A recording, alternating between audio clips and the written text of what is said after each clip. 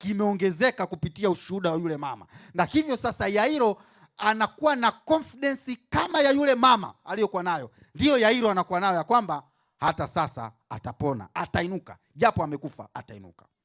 Kwa hiyo Yairo sasa, Yesu anamwambia Yairo kuwa na moyo mkuu, na Yairo anaruhusu Yesu kwenda kwa sababu ushuhuda wa mwanamke umemtia moyo Yairo ya kwamba hata mwanangu atainuka tena.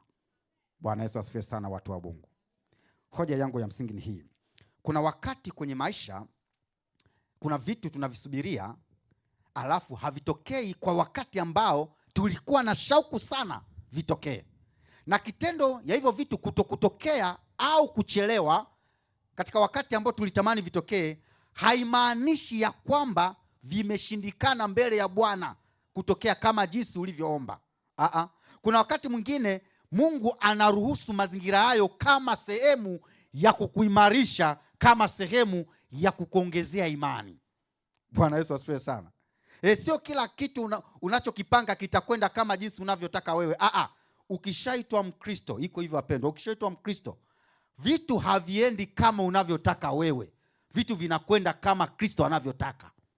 Ndio maana ukisoma kitabu cha Matendo ya Mitume unakutana na historia ya Paulo, ratiba ya uinjilisti ya Paulo alikuwa nayo Yesu. Yeye Paulo anafuatiliza ratiba ya Yesu katika kutenda kazi katika maeneo kadha wa kadha kwa mujibu wa kitabu cha Matendo ya Mitume. Hali kadhalika, unapofuata historia ya Yesu alikuwa na ratiba ya kuomba alfajiri na mapema. Na anapoomba matukio yote ya siku nzima alikuwa anaonyeshwa na Baba yake. Na hivyo Yesu anapoanza siku nyingine anaanza kwa kufata ratiba za mbingu, ratiba ya Baba yake, sio ratiba yake. Hali kadhalika, unapoitwa Mkristo, maana yake umejisalimisha katika mikono ya Bwana, unapaswa kuishi na kufuata ratiba ya Mungu na wala sio ya kwako. Maana ratiba ya mwanadamu ina kikomo, ina maumivu, ina kukatisha tamaa, lakini ratiba ya Mungu daima ina ushindi. Bwana Yesu asifiwe sana. That's why mwanamke aliyevuja damu kwa muda wa miaka 12 ilifikia mahala akasubiri ratiba ya Yesu au wakati wa Yesu. Yairo, licha ya changamoto imekusha tokea, akasubiri ratiba ya Yesu au wakati wa Yesu. Alikuwa anatamani hata mbebe mgongoni, lakini sasa hiyo ni ratiba yake yeye. Yaani yeye shauku yake anataka hata saa ngapi, yani dakika hiyo aende. Hiyo ni ratiba ya Yairo. Lakini ratiba ya mbingu inasema ya kwamba subiri mpaka ashughulikie swala hili ndipo atakuja kwenye swala hili. Maana yake nyingine ni kwamba katika mazingira tunayoishi yako mambo ambayo ni magumu kwetu. Wakati mwingine hata tunaona aibu kuyashirikisha au kuyasema kwa mtu mwingine. Ni magumu kwa kweli. Na tunafahamu ni magumu. Lakini yaliyo magumu kwa mwanadamu, kwa Mungu yanawezekana. Huo ndio uhalisia. Yaliyo magumu kwa wanadamu, kwa Mungu yanawezekana. Tukio la mwanamke lilikuwa ni gumu kwa mwanadamu. Na ili kudhibitisha kwamba ni gumu, alizunguka hospitali za kutosha na waganga wa kienyeji alimaliza. Lakini wakati wa Bwana ulipofika, kwa mbingu lilikuwa ni kawaida, iliwezekana. Kwa upande wa Yairo lilikuwa ni tukio zito, lakini kwa mbele za mbingu ilikuwa ni tukio la kawaida, maana yeye ni muumbaji. Mchana wa leo niwatie moyo tena ya kwamba kauli mbiu ya makambi mwaka huu, nitakwenda nikimsubiri Yesu, ni kauli ambayo haijapishana na ile kusema nitakwenda nikimtumaini Yesu. Unaposema ninakwenda nikimtumaini, maana yake ukimtegemea kwa vyote Yesu Kristo. Unaposema ninakwenda nikimsubiri, maana yake yale yanayowezekana kwako kutenda kama mwanadamu utatenda, maana ni sehemu ya wajibu wako kutenda. Lakini kuna ambayo hayawezekani wewe kutenda, unapaswa kumsubiri Yesu atende, maana ukitaka utende hauwezi. Tafsiri nyingine ni kwamba unapaswa kumtegemea Yesu, maana wewe mwenyewe huwezi. Hauwezi kujitegemea wewe, wala kutegemea madaktari, wala kutegemea pesa, wala kutegemea marafiki, bali unapaswa kumtegemea Yesu. That's why tunasema unamsubiri Yesu. Kwa hiyo all in all, haya yote yanajenga katika muktadha wa kuwa na imani juu ya Yesu Kristo. Bwana Yesu asifiwe sana wapendwa. Mchana wa leo niwatie moyo tena kwa mara nyingine tena ya kwamba tunapaswa kumsubiri Yesu katika maisha yetu. Tusimtangulie Yesu mbele. Tumsubiri Yesu katika maisha yetu, maana yake ni kwamba tumtegemee Yesu. Yale yanayowezekana chini yetu kutenda, tunasema huo ni wajibu wa kwako wewe kutenda. Lakini yale ambayo hayawezekani wewe kutenda, tunasema huo sio wajibu wako, ni wajibu wa Bwana. Unapaswa kumsubiri Bwana atende kwa niaba yako. Na ndipo tunapo conclude na kusema huo ni wakati wa Bwana. Kwa hiyo katika maisha yetu kuna wakati wa mwanadamu, maana yake ni pale ambapo hayo unayoyatenda yako chini ya uwezo wako kutenda, tunasema huo ni wakati wako, ni wakati wa mwanadamu. Lakini tutambue kuna wakati wa Mungu ambao tunasema hayo anayotakiwa kutenda huwezi kuyatenda, inabidi umsubiri Yesu atende. Huo tunaita wakati wa Mungu. Wakati wa Mungu unapaswa kuwa mpole, umsubirie. Mungu hana kuchelewa, hana kuwahi, msubirie. Bwana Yesu asifiwe sana. Yairo aliamua kumsubiri. Japo kibinadamu Yesu alichelewa, lakini katika ratiba ya mbingu Yesu hakuchelewa. Kwa hiyo katika ratiba ya kibinadamu tunaona Yesu amechelewa kujibu ombi langu, lakini katika ratiba ya mbingu Yesu hakuchelewa. Ndio wakati sahihi wa yeye kutenda. Sema tu tunakuwa na mashaka. Kwa hiyo mbingu huwa hazichelewi. Zinapotenda jambo katika maisha yako, tambua ndio wakati sahihi wa mbingu kutenda, lakini si kwamba zimechelewa. Bwana Yesu asifiwe, watu wa Mungu. Jamani, Bwana Yesu asifiwe.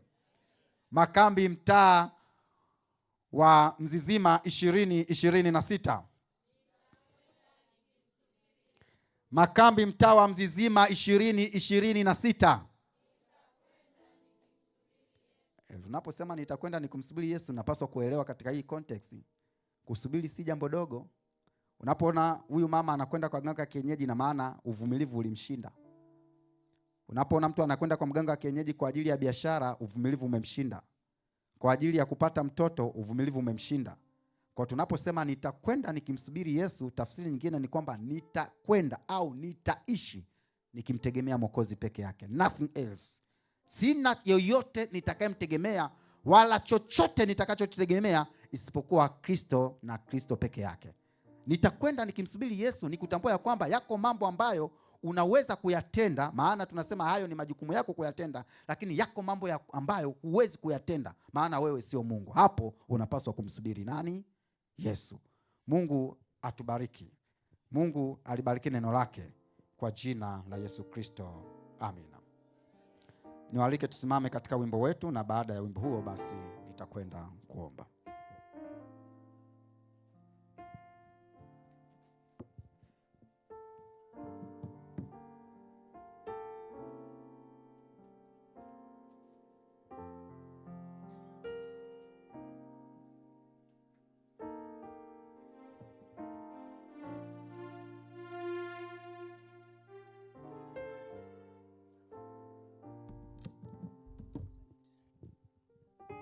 Wimbo namba 161, piga panda ya makelele.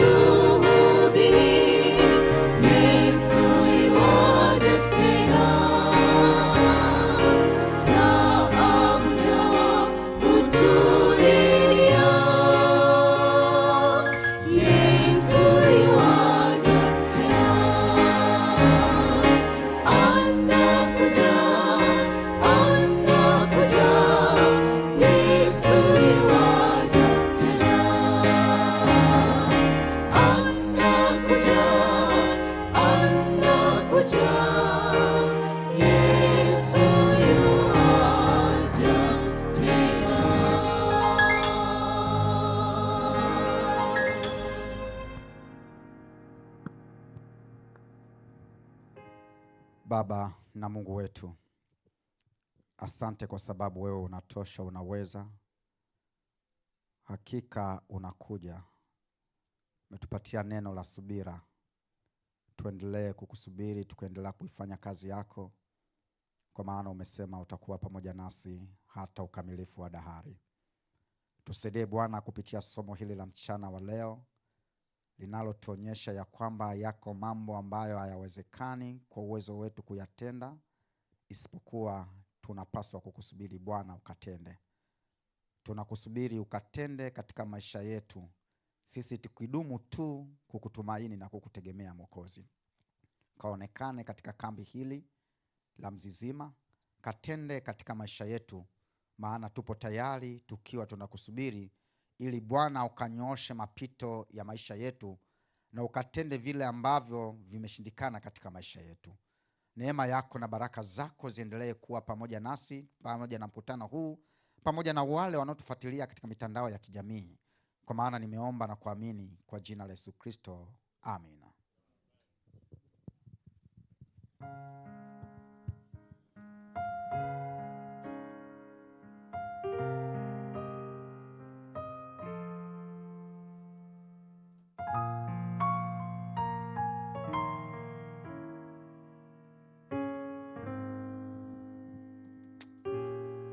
Bwana Yesu asifiwe. Bwana Yesu asifiwe. Kwa kila jambo kuna majira yake na wakati kwa kila kusudi chini ya mbingu. Bwana Yesu asifiwe. Basi nipende kuwashukuru washiriki wa kanisa la Mzizima, lakini na wale wote ambao mlikuwa mkitufuatilia katika media zetu za kanisa la Mzizima. Mungu awabariki sana. Na hapa tumefikia ukingoni mwa huduma yetu hii ya mchana. Hivyo basi ninakaribisha the angels kwa ajili ya kuhitimisha, na baada ya hapo basi tutakuwa tukitoka mahali hapa, na naamini ya kwamba kamati ya chakula itatupatia taarifa kama chakula kimekwisha kuwa tayari, na kisha kwamba naamini kwamba mtu wa chakula yuko mahali hapa, basi atakuja waweze kusogea mahali hapa. Ni wasii tu ya kwamba tupo katika masaa matakatifu ya Sabato. Bado tupo katika masaa matakatifu ya Sabato. Baada ya kumaliza kula chakula, tutakuwa na mapumziko mafupi, na naamini ya kwamba saa nane na nusu basi tutaanza ratiba yetu ya uimbaji. Bwana Yesu asifiwe. Mahali alipo Andrew Nixon, mahali ulipo unaweza ukasimama. Yule kule nyuma basi ataratibu shughuli nzima za uimbaji mahali hapa.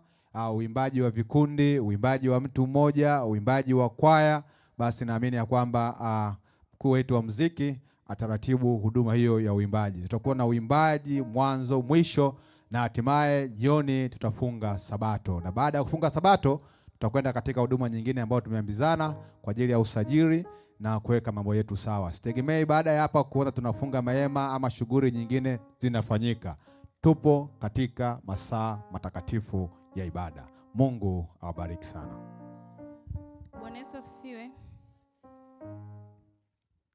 Chakula kama dakika 15 hivi kitakuwa tayari, wanapanga hapo mezani. Menyu ya leo itakuwa wali, pilau, nyama rosti, njegere rosti, mboga, matunda na juisi. Zingatia kuja na glasi yako au kikombe cha juisi. Kingine, ile meza ya wachungaji, kama hujaonwa kwenda pale, naomba usiende. Tutazingatia idadi ya watu ambao tumeandaa tu. Mbarikiwe.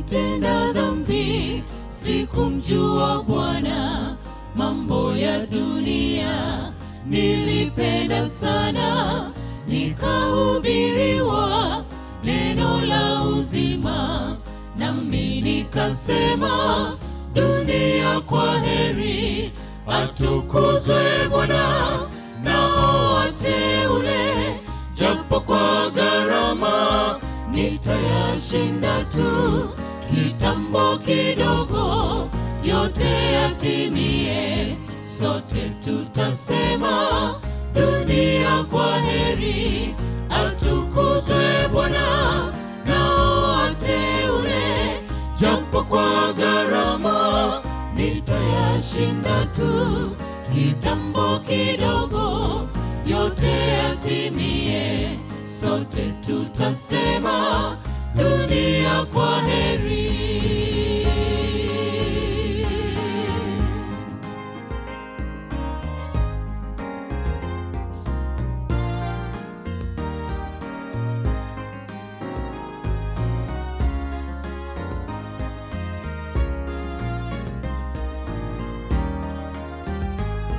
Maisha ya kale sana yalivuta, vikwazo vikali viniweke kando, hata marafiki walinijaribu, nami nikasema dunia kwa heri, atukuzwe Bwana nao wateule, japo kwa gharama nitayashinda tu, kitambo kidogo yote yatimie, sote tutasema dunia kwa heri, atukuzwe Bwana nao wateule, japo kwa gharama nitayashinda tu, kitambo kidogo yote yatimie, sote tutasema dunia kwa heri.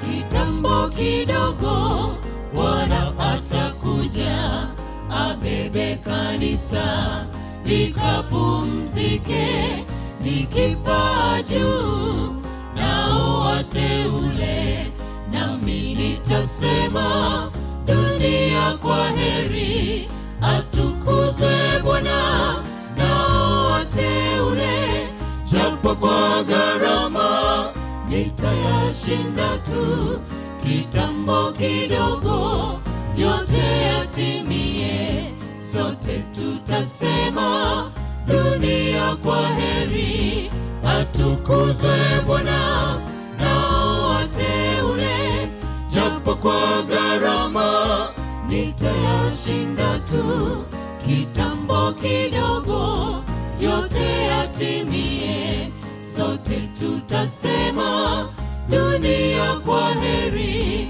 atukuzwe Bwana nao wateule, japo kwa gharama nitayashinda tu, kitambo kidogo yote yatimie, sote tutasema dunia kwa heri.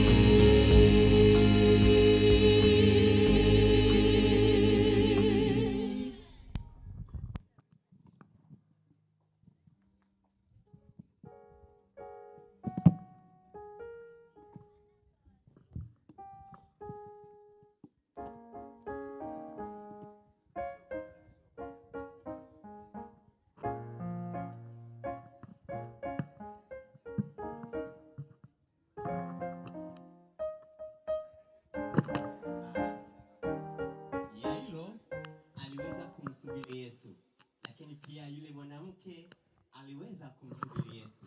Yesu naye aliwasubiri hawa wote.